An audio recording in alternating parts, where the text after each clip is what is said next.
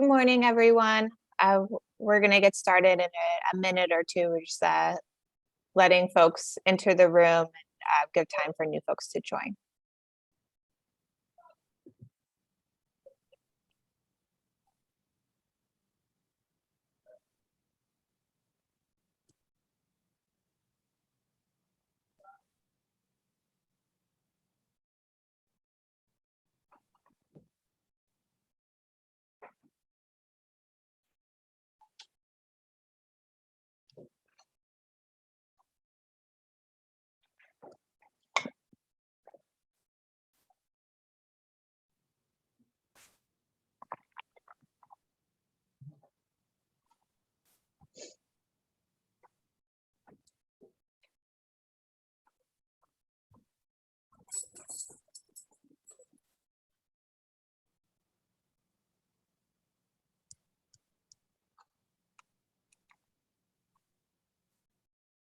We'll give it another minute or so to let some more people enter the webinar, and we'll get started in a minute.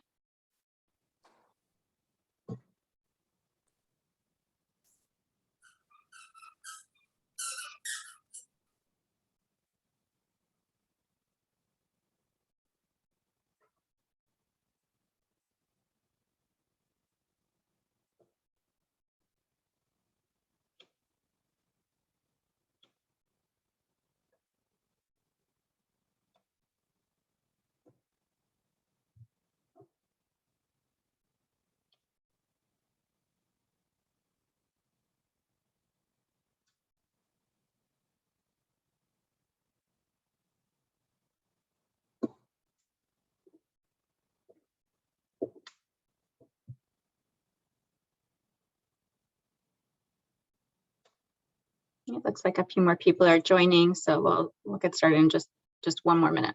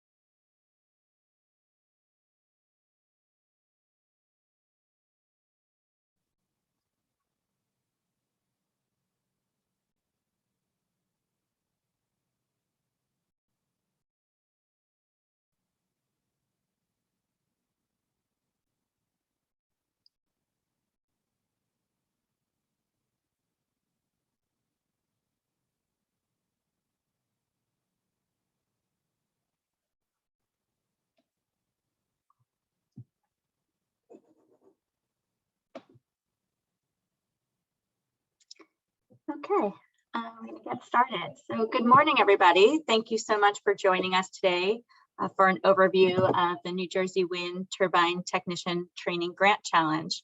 My name is Jen Becker. I'm Managing Director of Wind Institute Development. I'm here with Julia Cortry, Senior Project Officer at the New Jersey EDA, and we're so pleased to speak with you today.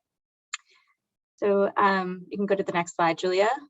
Just to note for everybody that this webinar is being recorded, and we will be posting it on the EDA's website on the Wind Turbine Technician Challenge webpage. We'll have that URL for you at the end. We're going to go through a little background on New Jersey offshore wind. We'll dive into the program challenge itself and looking at the overview, eligibility, and how the grant award will work. We'll talk a bit about the selection criteria, how to apply, and key dates, and then we'll open it up for Q&A. For Q&A, we really encourage you to use the Q&A box to the section at the bottom of your screen. You can click on Q&A and put your questions in there, and we'll read them out, and we'll seek to answer all of them on today's session. We'll also be cataloging those questions and putting them on the web page as well. So with that, I'm going to turn it over to Julia for an overview of New Jersey offshore wind. Thanks, Jen, and good morning, everyone. We're so glad that you're able to join us this morning. So as you may have heard Governor Murphy, as well as many of us from the state, talk about offshore wind, it's really a once-in-a-generation opportunity for the state to capture a new industry and all of the jobs and economic growth that comes with it. We recognize the state as an emerging hub for offshore wind on the East Coast. We have a strong political commitment to the wind industry, with Governor Murphy being all in on offshore wind, including a commitment to 7,500 megawatts of offshore wind by 2035. We have a value and supply chain growth strategy for offshore wind.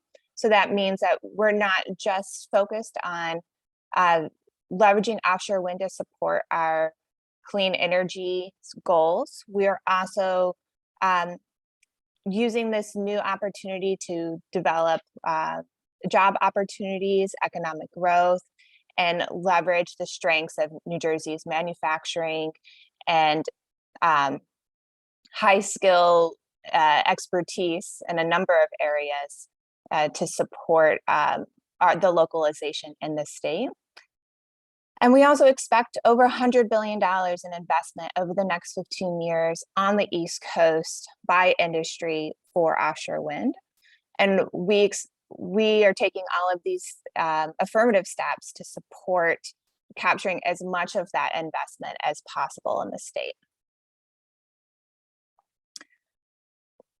As I mentioned before, we think we're well positioned to support the offshore wind industry. We have a large and accessible talent pool.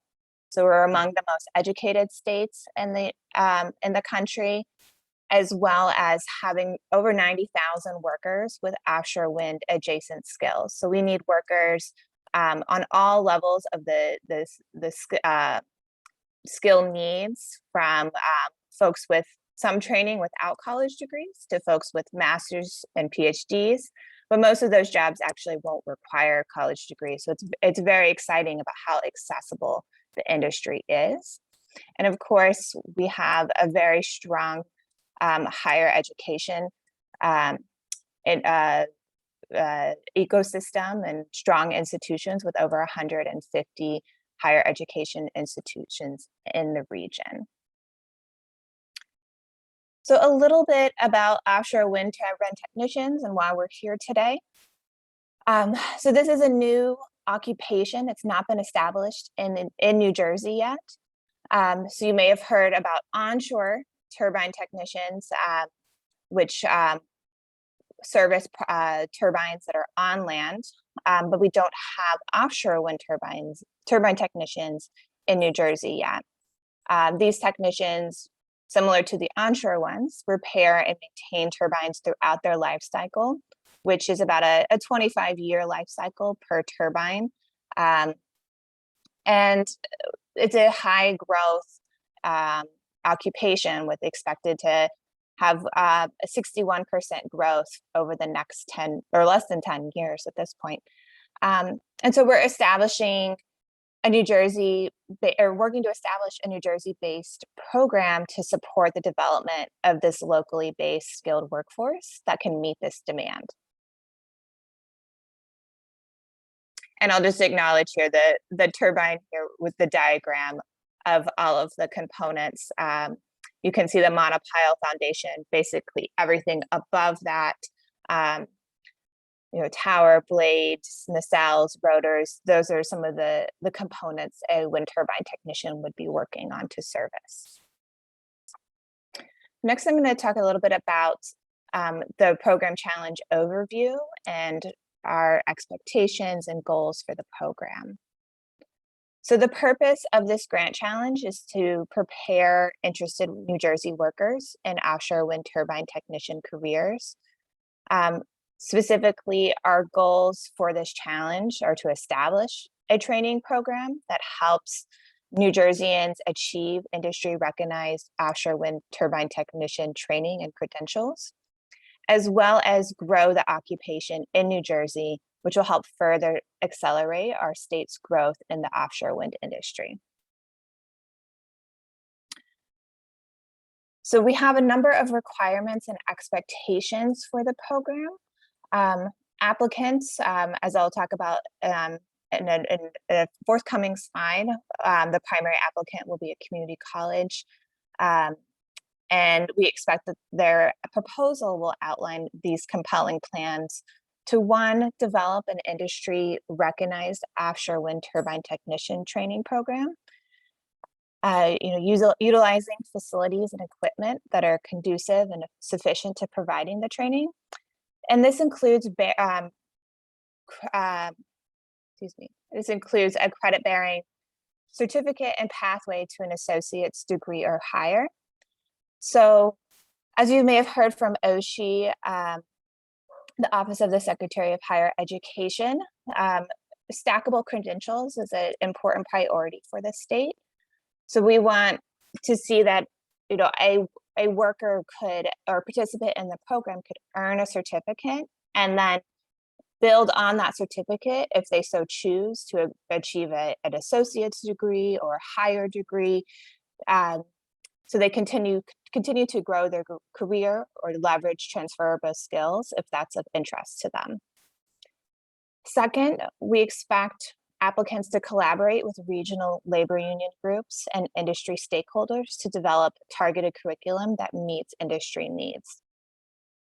This means that this is not just an academic course or a set of academic coursework. We really expect for this program to be effective, that collaboration and leveraging the knowledge of labor unions and industry stakeholders will make sure that workers come out of the program prepared to take on the role of a wind turbine technician.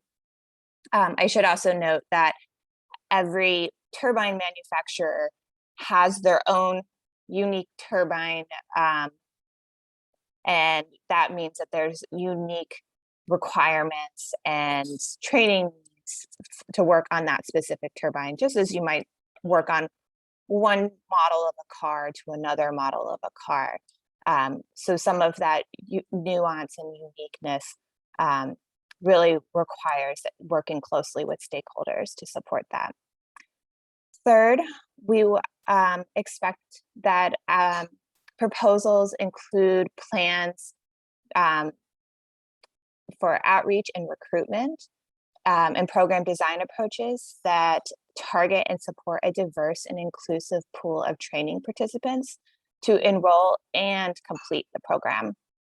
This is part of our efforts to drive equity, diversity, and inclusion in the broader offshore wind industry.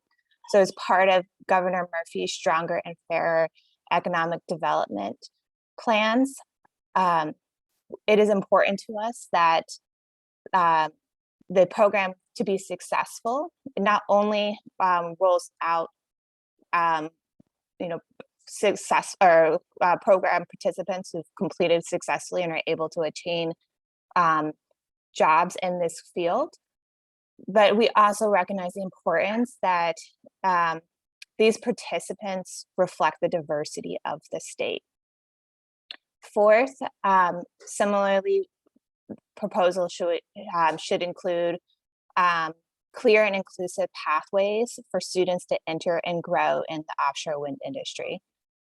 So this touches on a number of items, from affordability to addressing different types of students. So whether a student is coming straight from high school or is looking to pivot their career or retrain, as well as supporting future growth in their careers.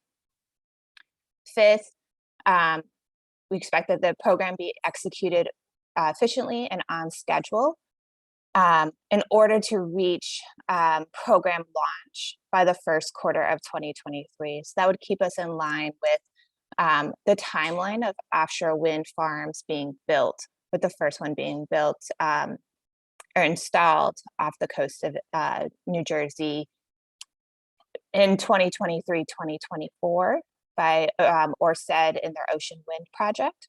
And then finally, we wanted to note that proposals should not include the Global Wind Organization or GWO basic safety and sea survival training. We issued a challenge or in the process of reviewing that procurement.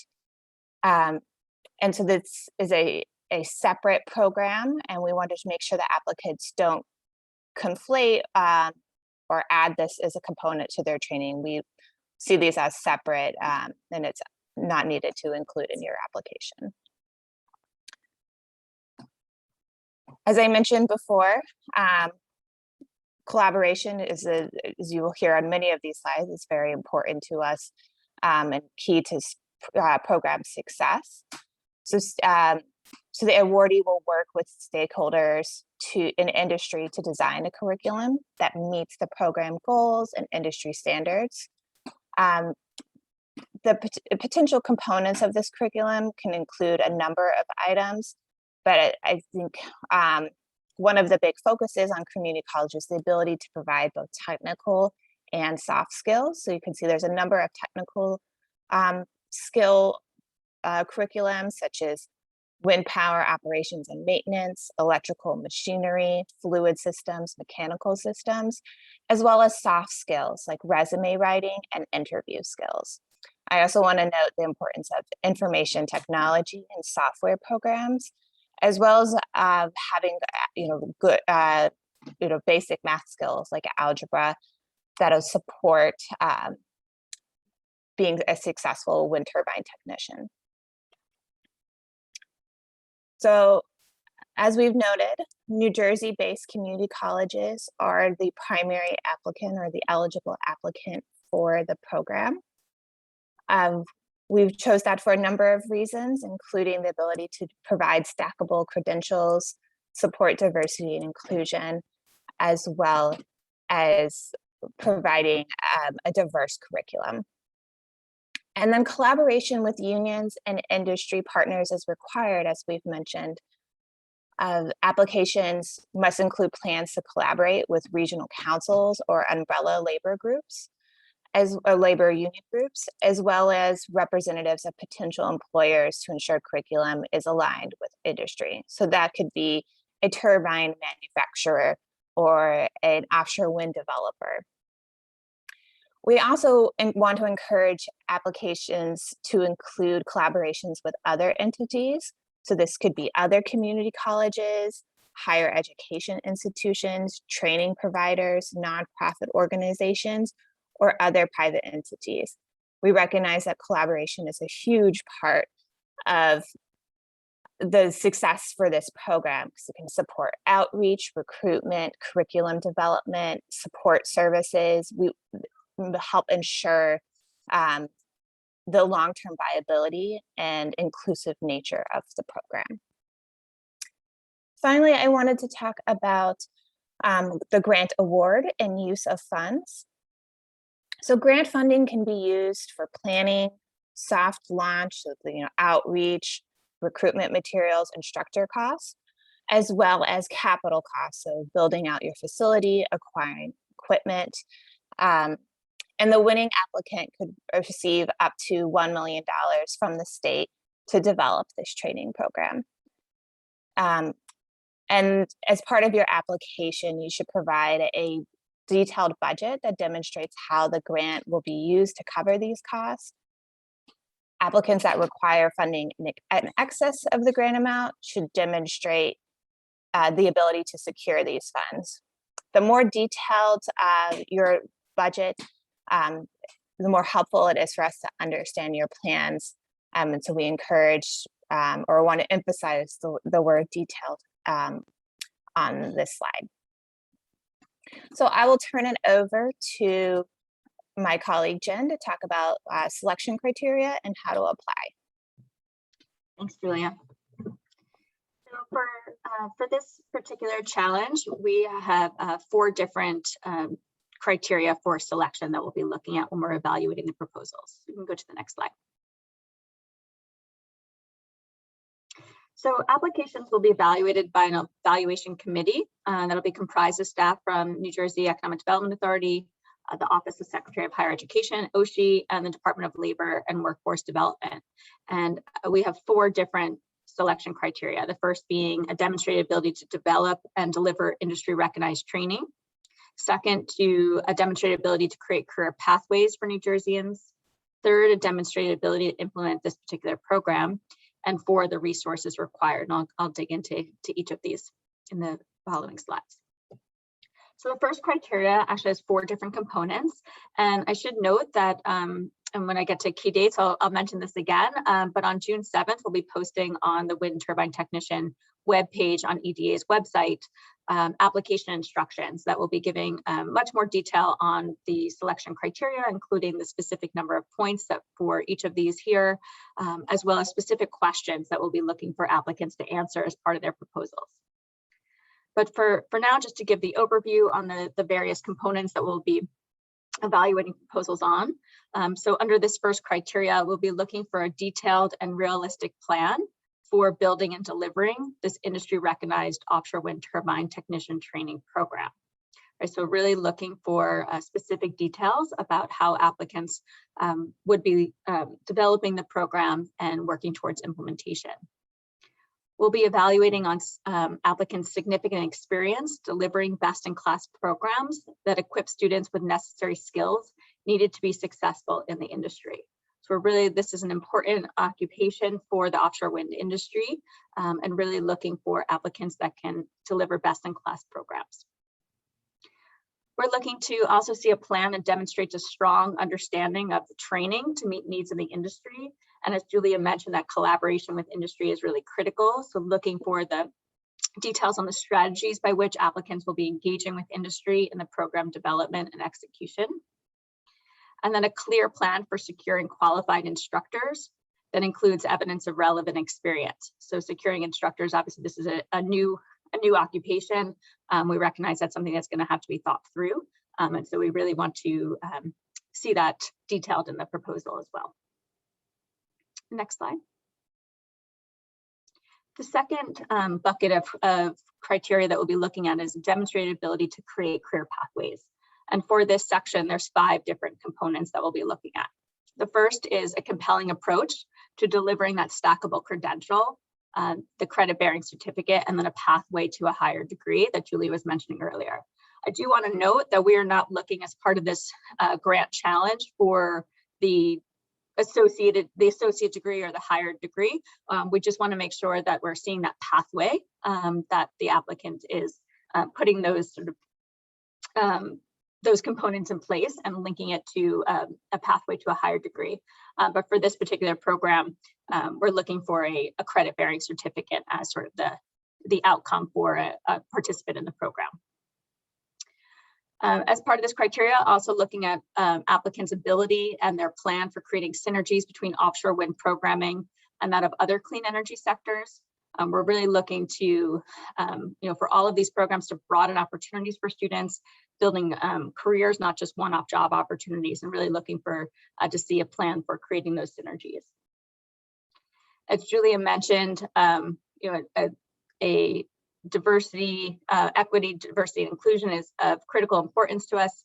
So looking for a convincing plan for driving that as part of the program, including a diversity reporting strategy. Here is where the effective plan to collaborate with labor unions will be evaluated to meet program goals that we were mentioning before as a requirement. And certainly a realistic and sustainable plan for ensuring affordability for students. So this connects to making sure that we are building the most inclusive offshore wind industry that we can in New Jersey, and certainly affordability for training fits into that. The next slide. The third criteria that we'll be looking at is a demonstrated ability to implement. And here there's 3 different components that will be evaluated. The first is having a realistic timetable with clear milestones and a convincing path for that target launch of the certificate program by the first quarter of 2023, as Julia mentioned. So here, really looking for a detailed plan, very specific milestones, so that we can see as part of our evaluation how the program will come to be and meet that specific timeline of the first quarter of 2023. We'll also be looking to see requisite internal expertise assigned specifically to this project, really understanding who the specific people will be working on the development of this program, and the capacity to provide the needed facilities to successfully meet the program goals. So all of that to be detailed as part of the proposal. And finally, for criteria 4 is about the resources required. So this program is a grant-funded program. It is up to $1 million. And so we'll be looking for applicants to specify the grant amount that they would be looking for. So the application with the lowest amount of the requested funds will be awarded 3 points, and all other applications will be awarded a prorated number of points based on that percent difference. So it's certainly fine to request up to the full $1 million, but we just want to make sure that we're deploying public resources in the most efficient way possible. So if an applicant doesn't feel that they're in need of the full $1 million, that's certainly fine, and we want to award it as such. But the bulk of the criteria is really making sure we're evaluating on a clear project budget and financing strategy. As Julia mentioned, the wind turbine the wind turbines themselves have a pretty long lifespan. Yeah, sorry, it just went back. A pretty long lifespan. This is a program for a long-term strategy for our job training programs in New Jersey, and we want to make sure that we see a clear project budget and long-term sustainable operations for the program, including outlining costs that would be covered by the grant and any funding sources outside of that grant. Again, it's absolutely fine if applications require funding in excess of the grant. We just want to make sure that the applicant can clearly demonstrate that they can secure all that necessary funding required to deliver the program on time and meet the program goals. The next slide, please. So now I want to talk about how to apply and the key dates to keep in mind. So as I mentioned before, next week on June 7th, the application instructions will be posted on the website. Actually, it says posted on the website below, but it's actually on the next slide. So we'll have that in a second. The notice of funding availability will also be posted on the New Jersey Register. So the application instructions will have everything we're talking about today, plus a lot more detail, specific questions that we would be looking for applicants to answer as part of their submission. On June 16th, the application forms will be posted on the EDA's website. So this will include a specific cover page and a budget template that would be asking applicants to submit. But the bulk of the submission is really a PDF in the format of an applicant's choosing. But technically, the application window opens on June 16th, and those forms are available. We'll be accepting questions up until June 30th. All questions can be submitted by emailing the email address at the bottom of the screen here. And we will be answering those on a rolling basis. So we encourage all potential applicants to check back on the Wind Turbine Challenge webpage often so that you can see the answers to the questions submitted and any additional information that gets posted. And then finally, on July 23rd at 5 p.m., that is the deadline for all proposals to be submitted, and they should be submitted via email to that same email address at the bottom of the screen. So here you can see the webpage link, the www.njeda.com/wind-turbine-training. That is where the recording of this webinar will be posted, as well as the application instructions, all forms, the Q&A, and all information that you would need. So with that, I'm going to turn to Q&A for this particular webinar. Thank you all for, I see there's a bunch of email or a bunch of questions already in there, and we'll look to answer all of those. And please continue to type those into the Q&A as more questions pop into your minds. So thank you again for the participating today, hearing about the overview. We're really excited to present this all to you. So just going to take a look at the questions, and we can go through this. So the first is saying that we don't reference the GWO technician training. As Julia mentioned, we're through a separate challenge. We're looking for the establishment of a GWO basic safety and sea survival training. There is a separate GWO, the Global Wind Organization, technician training modules. We didn't reference that specifically. Certainly, as part of the proposal development and the curriculum development, we would leave it to applicants to determine if they would want to include that as well. So that is up to the potential applicant. Also asking if we value OEM specific training and what is the limit of the scope that we are looking for. So in terms of the scope and the OEM specific training, I think that is, certainly as Julia mentioned, I mentioned collaboration with industry is, we see that as really critical for the success of this program. So encourage applicants to be thinking that through about how they would be collaborating with industry to make sure sort of any of the specific OEM training is that is needed for a baseline certificate program. So as Julia mentioned, sort of the analogy to the car, I think through this certificate program, we're looking for graduates of the program with a certificate to have sort of that baseline understanding that they can then go and be successful at working on any particular turbine. Obviously, we would expect, additional on-the-job training that would come from the OEMs for, for their specific technology. And Julia, I should just add, please chime in here with additional responses as I go through.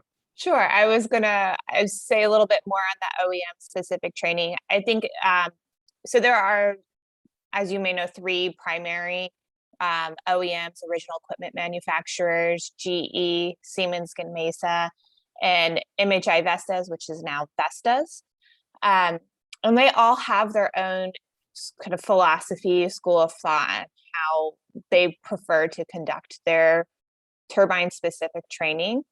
So it is really to some degree that training will be driven by what the OEM's preferences are, as well as which turbines we end up having in New Jersey. So as turbines become larger and more powerful, there may also be some changes there, as we've I think the drivetrain turbines have changed a good bit about how the training needs are for turbine specific training. And I should also note that it is an ever evolving industry, and so it may, as these turbines evolve, that training requirements may evolve. So having a strong foundation training that can adapt to future turbine needs will help support that industry partnership. So it's not, I just want to emphasize that it's not something set in stone, that it's something that will require flexibility and ability to adapt to the changing industry needs. Great, thank you. The next question is about the number of jobs which will need to be filled, and projections, and any breakdown by degree. So we don't have a specific number of jobs that are projected specifically, but the estimates are that for every 100 jobs created in offshore wind, about 13 would be in the installation, maintenance, and repair. So it's a critical component of the offshore wind industry, but there are certainly many other jobs included as well in the supply chain. And this is another great place to talk to industry about what their projected technician needs, because there'll both be needs around the installation and then the long-term operations and maintenance. So it'll fluctuate and depend on the number of turbines and the type of turbine. There's a question here about the length of the course, 5 weeks, 6 months. Is there an academic schedule that you'd want us to, that we'd want you to adhere to semester with credits? So we don't have a specific course length that we would be looking, that's either a minimum or a maximum. We really, again, are looking for potential applicants to devise a plan to develop that curriculum to meet those needs. I think certainly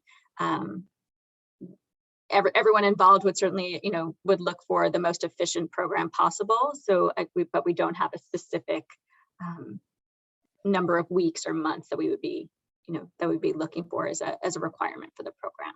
So, as part of the proposal, we'd be looking for the plan for applicants to develop that curriculum, and looking at how they would lay that out in terms of a timeline for completion.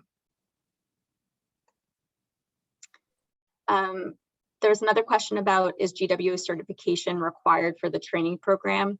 So again, just want to clarify where GWO certification comes in. So we have a separate challenge that was already issued for the GWO safety module. So that is particularly separate.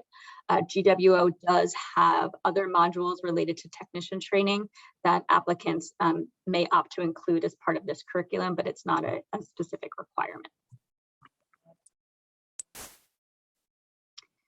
The next question is, do applicants that don't request the full grant amount have an advantage in our view? So the answer is no. We don't have sort of, a set number in mind. We've capped this out at $1 million, and why the reason that we structured it to be up to $1 million as opposed to a flat $1 million was because we wanted to make sure that we were good stewards of public resources and not providing more grant funding than was needed. And so we have allocated a point structure in the evaluation for that. So in that regard, there's more points available for the lowest amount. But we're really looking for applicants to think through the particular funding that's needed for an efficient delivery of this program. The next question is about total amount of points for selection criteria and the distribution of those points.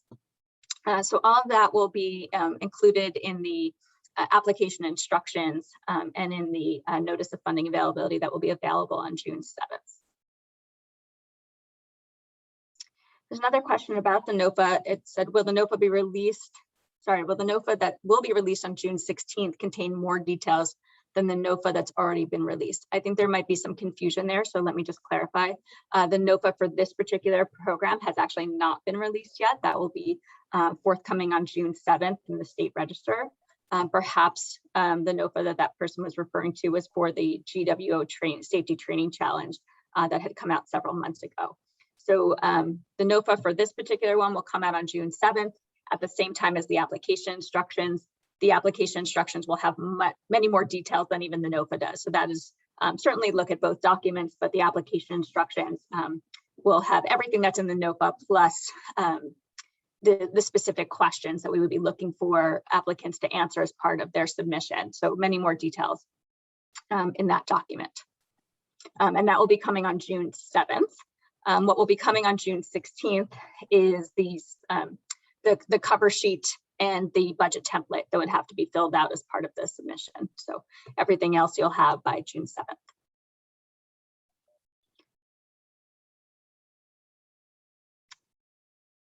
The next question, this is sort of related to what Julia was mentioning before. So Julia, I'll just let you answer this one again. There's a question that was said as understood, the ocean wind project will be using the GE turbine. Is it important to include training components relevant to other types of turbines? So so Ocean Wind will be using GE Haliade X turbines, which is a 12 megawatt turbine. In terms of the training that's specific to this turbine or other types of turbines, our general understanding from industry at this point is, there's a certain level of training that they would like a worker to come in from. So like what you could get through your turbine technician certification or associates. And then they would provide the additional training specific to their turbine. And that may be not the case for every turbine or for every OEM. So I think it's important to understand the approaches to the turbine training by the industry.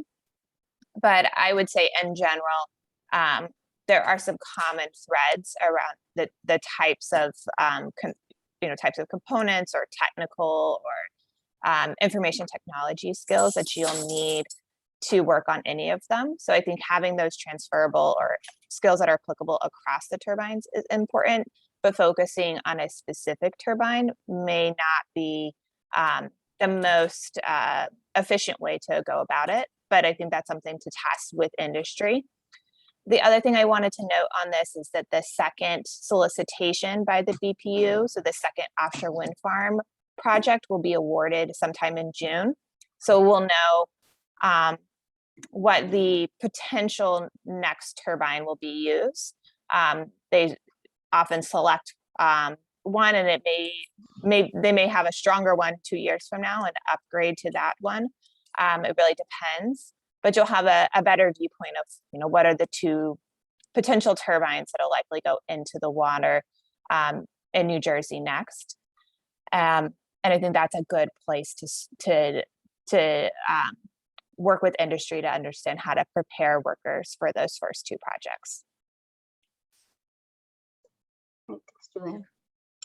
The next question that I have is related to the cost of the program, saying other US-based programs can cost students anywhere between $12,000 and up to $20,000 for multi-month full-time training programs. Under the proposed program, is this range acceptable for what we were trying to accomplish for the working people of New Jersey? So as we mentioned, affordability is one of the components that we'll be looking at as part of our evaluation. So we don't have a specific sort of cost for the program in mind. So I can't answer the specifics of that, but certainly the affordability of the program overall is very important to as part of our evaluation. I'll also note that the Murphy administration has put a lot of thought and effort into bringing the cost of higher education down for New Jerseyans, including the free community college program. So we're looking to continue efforts to drive down the cost of training, critical training for New Jerseyans as part of this program as well. And this could also be an opportunity for partnership if there are grant opportunities by industry partners that may be interested in supporting this training, or there could be partnerships that help lower the cost of acquiring equipment, which could, then in turn support a more affordable price for the training itself. So I think there's a lot of opportunity to think creatively about how to make the program as affordable as possible. And just a follow-on question, just to clarify that yes, the affordability of the program for participants is part of the evaluation. We have another question that says, will the winner of the $3 million challenge, that's the GWO safety challenge that we were talking about before, will the winner of that challenge be included or excluded from this competition? And can this award be stacked onto that award? These are totally separate challenges, and applicants who submitted as part of that proposal are absolutely encouraged to submit for this one. There's no direct linkage between the two. The next question is, by when do we anticipate the grant recipient to be selected or announced? We will be, the submissions are due towards the end of July 23rd, and we'll be doing our evaluation. And we anticipate that the selection and the winner be notified no later than towards the end of October.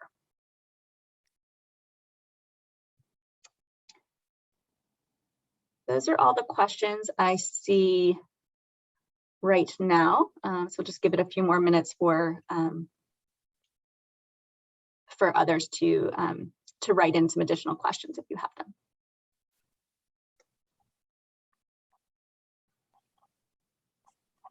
Just scrolling just to make sure I got all of them.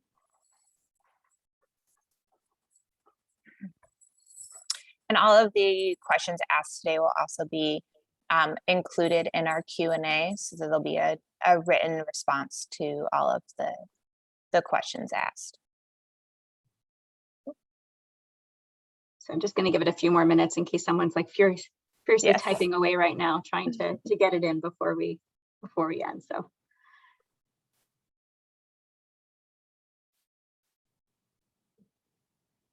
I think just to touch on the GWO questions and just delineation between the programs, we can also share out the GWO information so that folks can have a clearer understanding of the difference between the two programs.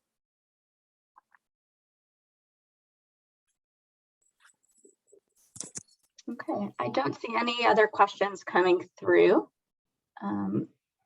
So I think with that, I just wanted to thank everybody for your participation again today.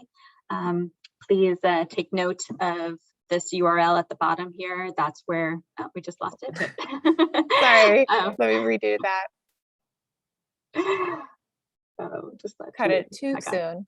So the NJEDA.com/wind-turbine-training will be sort of your key information hub for this particular program.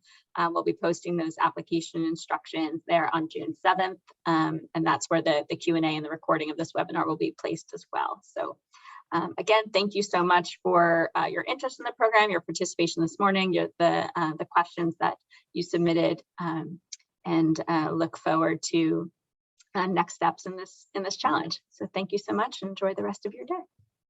Thank you, everyone. Thank you.